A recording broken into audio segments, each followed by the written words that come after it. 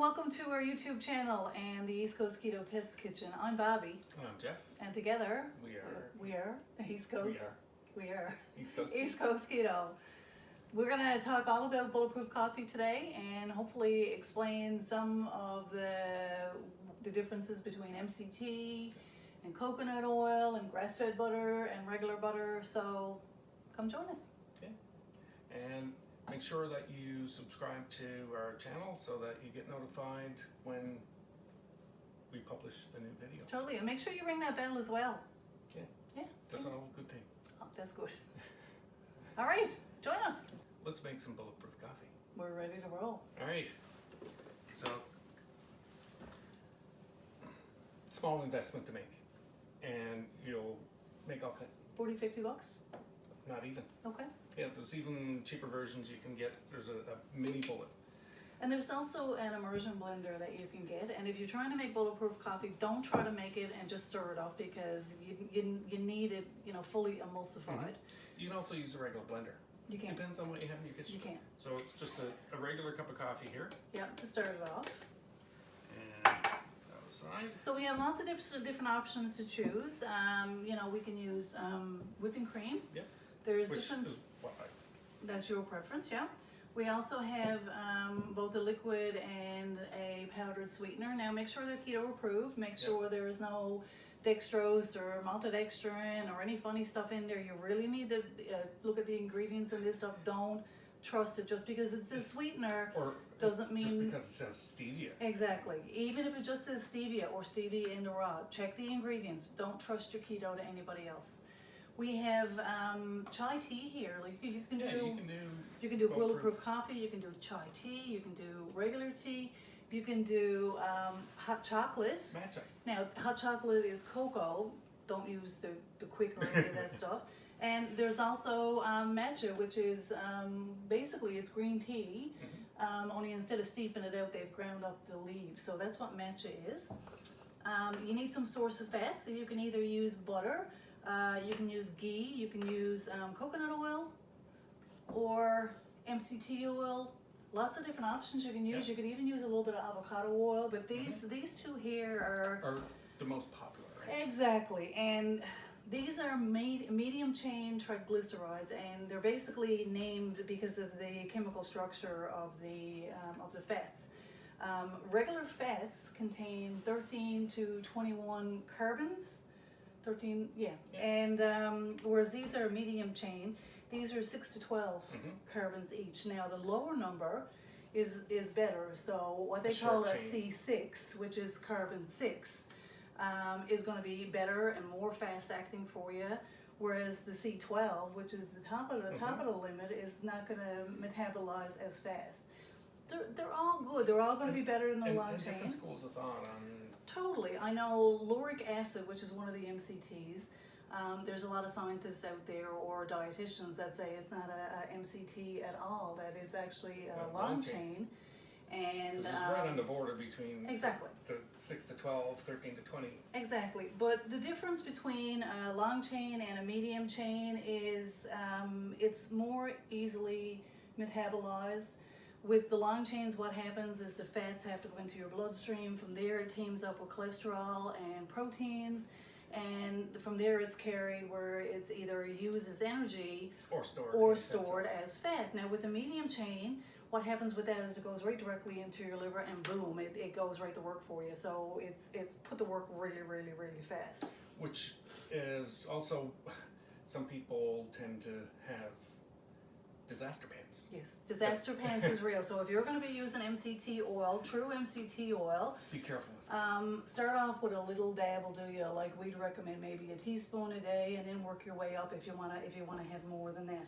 So the difference between two of these guys, I mean, people are constantly saying, what's the difference between a premium coconut oil and an MCT oil? Okay. So that one is the best one. And that one is the fastest one to metabolize, or the fastest one to turn to ketones. Now that one only makes up 1% of what's in here. So the best, the quickest acting, there's only a little tiny bit in there. All right.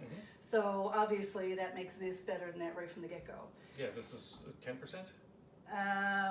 No, with this one here, you're looking at around, say 60 to 65% of MCT, whereas this is pure MCT. This is actually a man-made. What they do is they extract the MCTs and they isolate them independently, and it's a process called fractionation.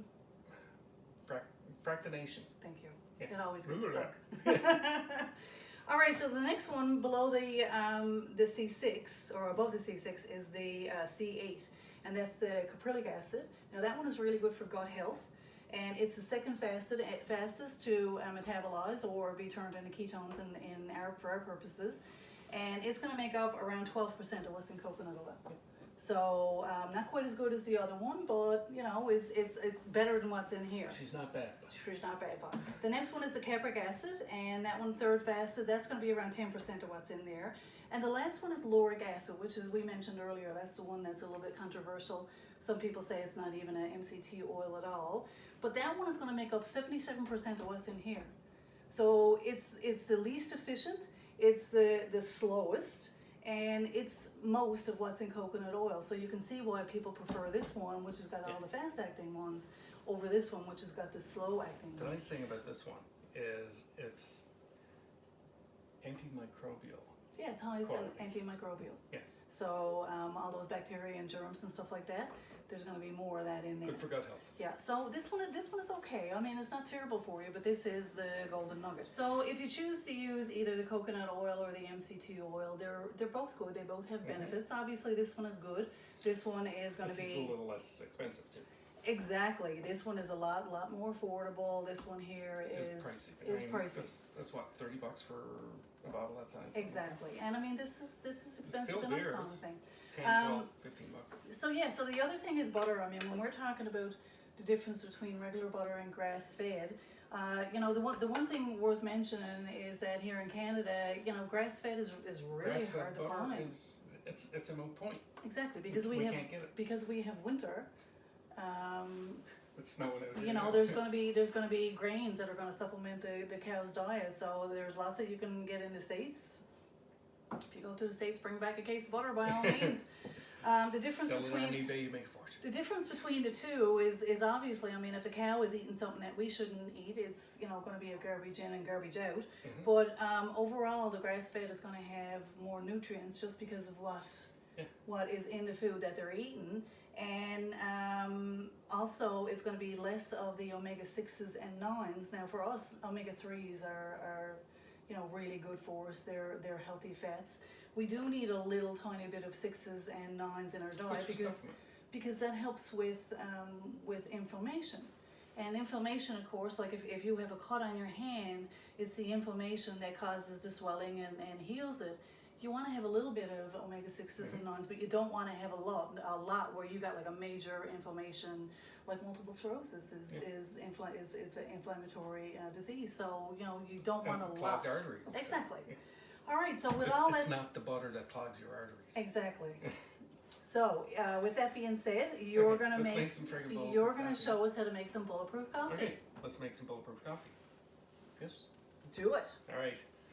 So we got a regular 10-ounce cup of coffee, and I'm going to add... What if you get 8 ounces? It'll make do.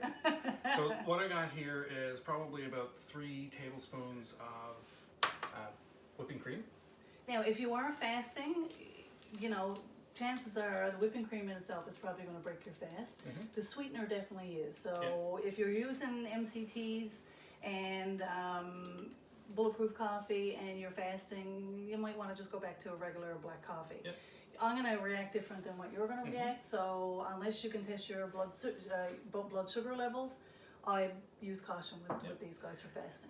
I mean, 99% of the time I drink my coffee black. At work all the time. And this is the only thing that I add sweetener to. Yes, exactly. And, well, other than desserts. Oh, and desserts, yeah. Yes. But as far as coffee goes, I've always been black coffee. But this little bit of sweetness kind of changes the flavor. So I don't put a full packet in. Do it. Probably about half. Put it all in. No, I'm not putting it all in. A lot of it is the bliss point. You know, when we all started keto, we were all used to a level of sweetness up here. But as you travel along your ketogenic journey, your desire for that sweet, you know, may still stay. But at the end of the day, you know, your taste receptors are going to be down here versus what it used to be. So yeah, that's just another variation that we can put in there. that's a liquid stevia, which you can use instead of. Now, Again, make sure you're checking your ingredients on all your sweeteners. and I got probably a tablespoon of butter. Yeah. Hibbity hop. And are you going to There you use MCT or are you going to use coconut oil?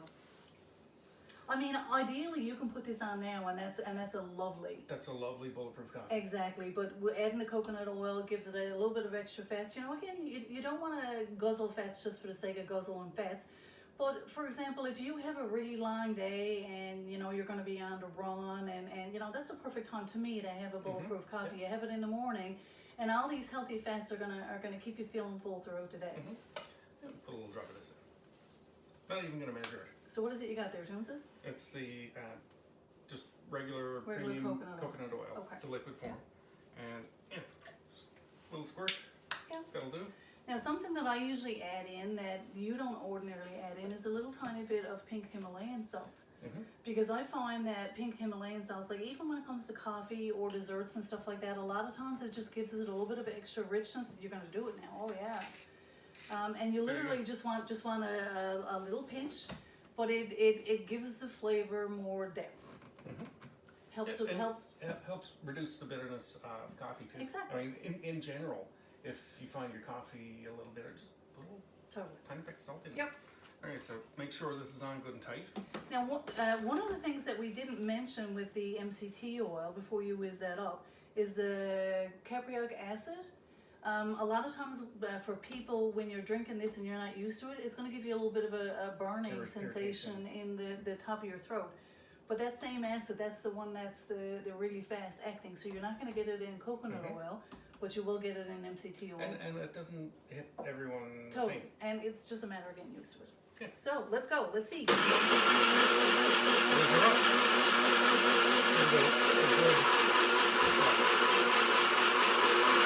There you go.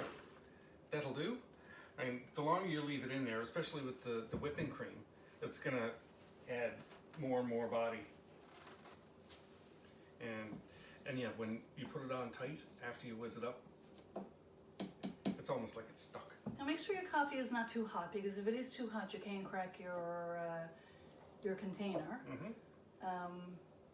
You know, you don't want that stuff that's literally going to burn the face off you anyway. Right. So if we let that settle for a minute, you're going to see how lovely that looks, how it's starting to separate. And what we're going to do is we're going to step outside. We're going to get a close-up shot of that, and we'll be back for a taste test. How about that? Okay. Who gets a drink up near you? Well, I put the sweetener in there, so that one's mine. There you go. All right, come on, we go. So you can see that as the coffee starts to settle a little bit, it starts to separate into a nice, rich, creamy foam, and down on the bottom is your absolutely yummy coffee. Now, it's all good to drink, but this is one of the joys of a bulletproof coffee, is that nice, rich, foamy froth on the top. All right, you want to do a taste test? Yeah, sure do. All right, let's go. And we'll come back. Then we get to do a taste test. You do, you get to do a taste test. All right.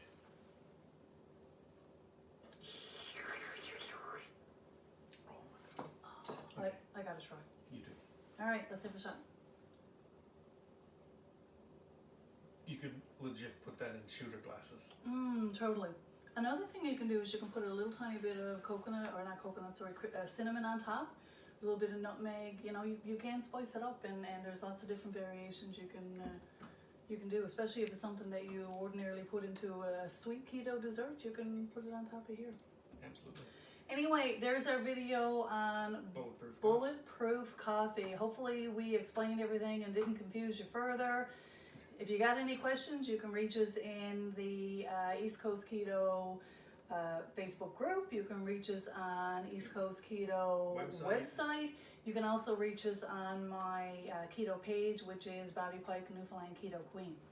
So there you have it. Pigeon, whatever. Yeah. Carrier pigeon, smoke signal. Anyway, we're going to go and finish our coffee, and we will will talk to you later. Thanks for joining us today. All right. Bye, folks. Bye.